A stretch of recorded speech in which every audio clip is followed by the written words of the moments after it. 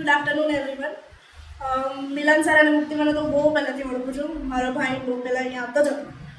Tuition join કરવા પહેલાં મારા ભાઈએ મને બહુ પહેલાં જ ચેતવી દીધા, જો તારાથી આ બધું થવાનું છે, પેન્ટિંગને બધાના રિપોર્ટ આવશે, લેટ જશે તો બી રિપોર્ટ આવશે, બધી વસ્તુના રિપોર્ટ આવશે.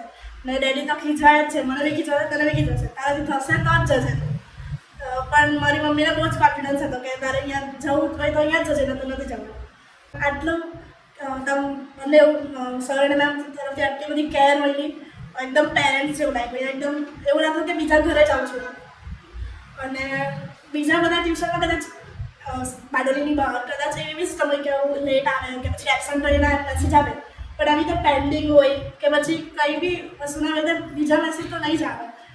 બધા સુરત બધા 4-4 લાખ ભરીને બધા ટ્યુશન જાય અને તો બી આવું બધું ટ્રેનિંગને કોઈ તો કોઈ આવતું નથી, ખાલી એકેડેમિક બધી આપે. પણ અહીંયા તો એટલા એ લોકોથી આટલા 4 ટાઈમ્સ ઓછી પ્રાઇસમાં બી એ લોકો આટલી બધી ટ્રેનિંગ આપે. અને EPSને લીધે તો મારી આખી પર્સનાલિટી જ બદલાઈ છે. મારી ક્લાસમાં બી મને બધાએ કીધું કે એટલે અલગ જ એ લોકોને લાગે છે, હું પહેલાં કેવી હતી ના કોન્ફિડન્સ તો એટલો બધો બૂસ્ટઅપ થયો છે.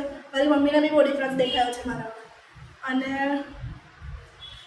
બસ હું થેન્ક યુ કહેવા માગું છું.